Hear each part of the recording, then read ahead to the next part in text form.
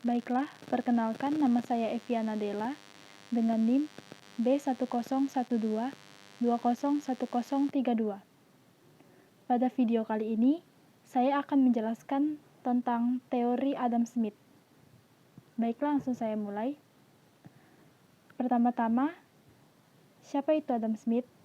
Adam Smith adalah seorang ekonom dan filsuf yang menulis apa yang dianggap sebagai kitab suci kapitalisme, atau yang kita kenal dengan The Wealth of Nations, di mana ia merinci sistem ekonomi politik pertama dan biasa kita kenal sebagai Bapak Ekonomi. Sementara tanggal pasti kelahiran Adam Smith tidak diketahui. Pembaptisan Smith dicatat pada tanggal 5 Juni 1723 di Kirkcaldy, Skotlandia. Dia menghadiri sekolah Burke, di mana ia belajar bahasa Latin, matematika, sejarah, dan menulis. Smith memasuki Universitas Glasgow ketika dia berusia 14 tahun, dan pada tahun 1740 pergi ke Oxford. Ekonomi, kekayaan negara, kembali ke rumahnya di Kirkcaldy, Skotlandia, pada tahun 1746. Setelah 6 tahun belajar di Oxford, Adam Smith mencari pekerjaan yang sesuai dan melalui hubungan keluarga menerima kesempatan untuk mempresentasikan kursus kuliah umum di Edinburgh tentang retorika dan surat-surat Bales. Setelah bekerja keras selama 9 tahun, pada tahun 1776, Smith menerbitkan An Inquiry into the Nature and Cause of the Wealth of Nations, biasa disingkat dengan The Wealth of Nations, yang dianggap sebagai karya pertama yang didedikasikan untuk studi ekonomi politik.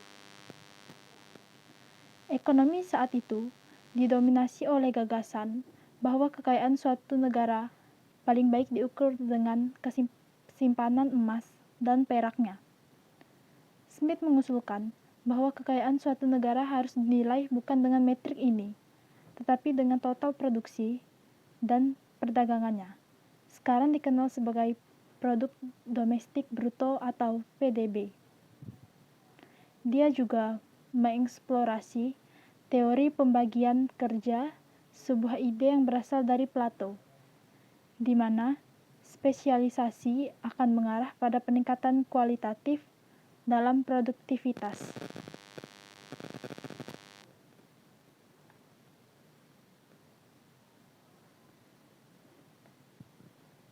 Keyakinan utama dan tangan tak terlihat.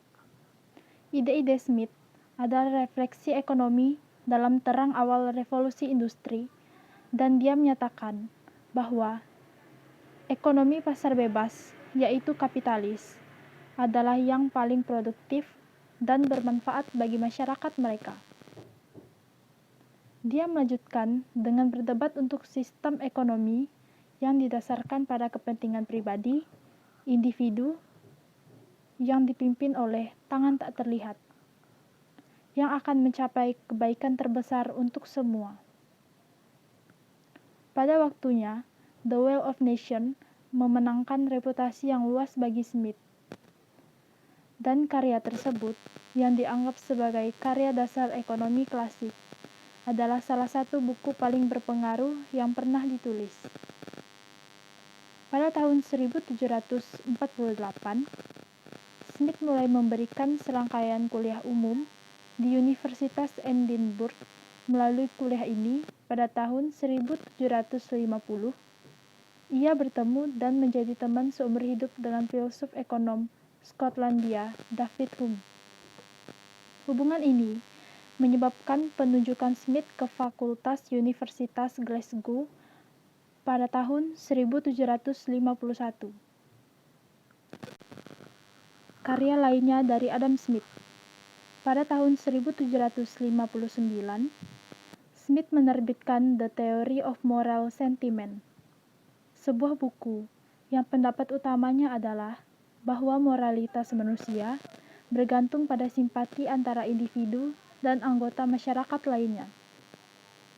Setelah buku itu selesai, ia menjadi tutor dari masa depan Duke of Buccleuch tahun 1763 sampai dengan 1766 dan bepergian bersamanya ke Perancis, di mana Smith bertemu dengan para pemikir terkemuka lainnya pada zamannya, seperti Benjamin Franklin dan ekonom Francis Turgot. Tulisan Smith lainnya termasuk Lectures on Justice, Police, Revenue, and Arms tahun 1763 yang pertama kali diterbitkan pada tahun 1896 dan Essay of Philosophical Subject pada tahun 1795. Kedua karya tersebut diterbitkan secara anumerta. Warisan dan kematian Adam Smith. Pada tahun 1787, Smith diangkat menjadi rektor Universitas Glasgow.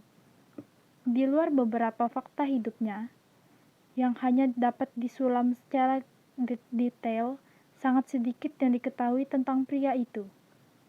Smith tidak pernah menikah, dan hampir tidak ada yang diketahui dari sisi pribadinya. Selain itu, sudah menjadi kebiasaan pada masanya untuk menghancurkan daripada melestarikan arsip pribadi orang-orang terkenal dengan hasil yang tidak menyenangkan, bahwa banyak pekerjaan Smith yang belum selesai, serta surat-surat pribadinya dihancurkan, beberapa hingga tahun 1942. Hanya satu potret Smith yang bertahan, sebuah medali profil oleh James Stacy. Itu memberikan pandangan sekilas tentang pria yang lebih tua dengan matanya yang agak berat, hidung bengkok, dan sedikit bibir bawah yang menonjol. Saya tidak menyukai apapun selain buku saya. Smith pernah memberitahu seorang teman yang kepadanya dia menunjukkan perpustakaannya sekitar 3.000 jilid. Dari berbagai kisah, dia juga seorang pria yang banyak keanehan, termasuk cara bicara yang terbata-bata, sampai dia hangat dengan subjeknya.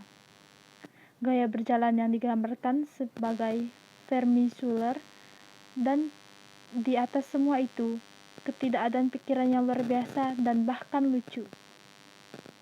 Di sisi lain, orang-orang sejaman menulis tentang senyum keramahan yang tak terlukiskan, dan tentang kebijaksanaan politiknya dan kegigihannya dalam mengelola bisnis Fakultas Glasgow yang terkadang kejam. Tentu saja, dia menikmati ketenaran kontemporer yang tinggi. Bahkan, di hari-hari awalnya di Glasgow, reputasinya menarik siswa dari negara-negara yang jauh seperti Rusia, dan tahun-tahun berikutnya dimahkotai tidak hanya dengan ekspresi kekaguman dari banyak pemikir Eropa, tetapi dengan pengakuan yang berkembang di kalangan pemerintah Inggris bahwa karyanya memberikan alasan terpenting yang tak ternilai bagi kebijakan ekonomi praktis. Selama bertahun-tahun, kilau Smith sebagai filsuf sosial telah lolos dari banyak pelapukan yang telah mempengaruhi reputasi ekonom politik kelas satu lainnya. Meskipun ia menulis untuk generasinya, luasnya pengetahuannya, kecanggihan generalisasinya, dan keberanian visinya tidak pernah berhenti menarik kekaguman semua ilmuwan sosial, khususnya ekonom. Disadarkan dalam prosa yang luas dan berirama pada masanya, karya akan citra dan penuh dengan kehidupan, The Well of Nation memproyeksi citra masyarakat yang optimis, tetapi tidak sentimental. Tidak pernah analitik yang begitu halus seperti David Ricardo atau begitu keras dan mendalam seperti Karl Marx. Smith adalah lambang pencerahan, penuh harapan, tetapi realistis, spekulatif, tetapi praktis. Selalu menghormati masa lalu klasik, tetapi pada akhirnya didedikasi untuk penemuan hebat pada zamannya, kemajuan. Adam Smith meninggal 3 tahun kemudian setelah menjadi rektor Universitas Glasgow pada usia 67 tahun. Baiklah, setelah perkenalan Adam Smith tadi, sekarang kita akan masuk pada teori klasik Adam Smith. Pengakuan terhadap ilmu ekonomi sebagai cabang ilmu tersendiri diberikan pada abad ke-18 setelah tokoh Adam Smith muncul dalam pencanturan ekonomi. Adam Smith, tokoh utama dari aliran ekonomi yang dikenal sebagai aliran klasik. Mazhab yang dikembangkan oleh Adam Smith disebut mazhab klasik karena gagasan-gagasan yang ditulisnya sudah banyak dibahas dan dibicarakan oleh pakar-pakar ekonomi jauh sebelumnya. Kondisi sekitar 1776, lingkungan pemikiran ekonomi Smith. Revolusi industri pada tahun 1764. Tahun 1776 menjadi penting. Deklarasi Amerika pada tanggal 4 Juli 1776, Jefferson mengumandangkan kehidupan, kebebasan, dan kebahagiaan sebagai hak dasar. 4 bulan sebelumnya, 9 Maret 1776, terbit 2 jilid buku, yaitu An Inquiry into the Nature of Causes, The Will of Nations. Eropa memasuki periode pencerahan atau Renaissance bersamaan dengan berjalannya revolusi industri. Kesamaan dan perbedaan pemikiran klasik. Kesamaan klasik dengan pemikiran praklasik. Yang pertama, paham individualisme tidak banyak berbeda dengan paham hedonisme yang dikembangkan oleh Aristippus dan disempurnakan oleh Epicurus. Yang kedua, pemerintah melakukan campur tangan seminimal mungkin dalam perekonomian atau laissez-faire, laissez-passer sudah dibicarakan oleh Francis Quesnay. Pembahasan Smith lebih banyak bersifat mikro dengan penekanan pada penentuan harga.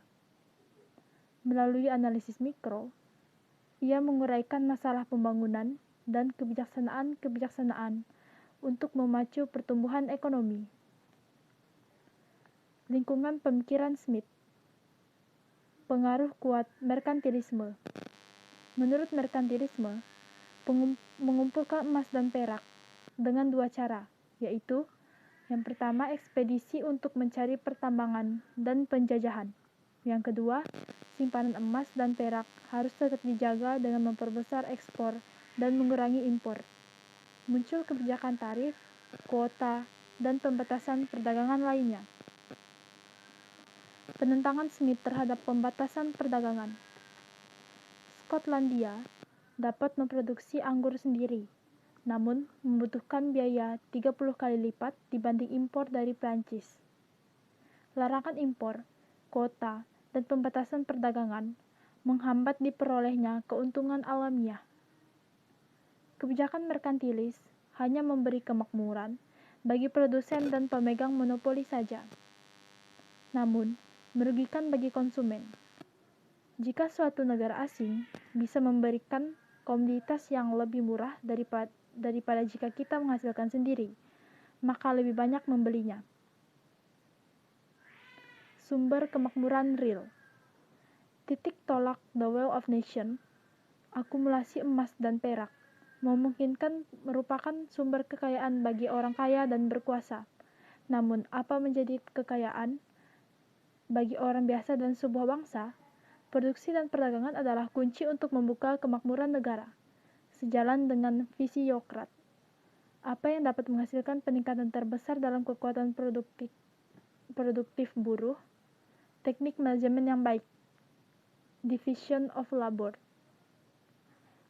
Teori pembagian kerja.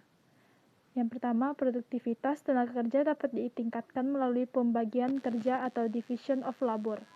Yang kedua, pembagian kerja dapat meningkatkan produktivitas tenaga kerja. Hal ini didorong oleh adanya spesialisasi hubungannya. A. Meningkatkan keterampilan pekerja. Yang kedua, efisiensi waktu dalam produksi. C. Penemuan teknologi baru. Teori pembagian kerja, adanya spesialisasi, berarti setiap orang tidak perlu menghasilkan setiap barang yang dibutuhkan secara sendiri-sendiri. Kelebihan barang atas kebutuhan sendiri itu dipertukarkan atau diperdagangkan di pasar. Perluasan pasar melalui perdagangan dunia dapat mengembangkan spesialisasi di pembagian kerja. Pentingnya kebebasan alamiah. Mekanisme penciptaan maksimalisasi kekayaan dan kesejahteraan melalui kapitalisme pasar bebas. 3 karakteristik sistem ekonomi. Yang pertama, kebebasan. Hak untuk memproduksi dan memperdagangkan produk, tenaga kerja, dan kapital. Self-interested, atau seseorang melakukan usaha sendiri dan membantu kepentingan orang lain. Yang ketiga, persaingan. Hak untuk bersaing dalam produksi dan perdagangan barang dan jasa. Baiklah, yang terakhir adalah pengaruh pandangan Adam Smith. Penghargaan yang sangat tinggi terhadap Smith adalah karena ia berhasil menciptakan sebuah sistem ekonomi. Sistem ekonomi itu berupa sistem ekonomi pasar yang kadang-kadang juga disebut sistem ekonomi kapitalis. Karena sistem ini memberikan kebebasan yang seluas-luasnya bagi individu-individu atau unit-unit perekonomian yang melakukan yang terbaik bagi kepentingan mereka masing-masing. Sistem ekonomi pasar yang diciptakan Adam Smith sederhana, tetapi sangat ampuh dalam mencapai tujuan pengalokasian sumber daya yang optimum. Tingkat pertumbuhan ekonomi yang tinggi. Sistem ekonomi pasar berdasarkan persaingan sempurna yang dikembangkan Smith oleh banyak pakar sering diakui sebagai organisasi masyarakat terbaik yang mungkin dikembangkan. Negara-negara yang menganut sistem ekonomi pasar terbukti menikmati hasil tingkat pertumbuhan ekonomi yang tinggi. Baiklah, sekian presentasi saya tentang teori klasik Adam Smith yang saya sampaikan. Kurang lebihnya dan bila ada kesalahan kata, saya mohon maaf dan terima kasih.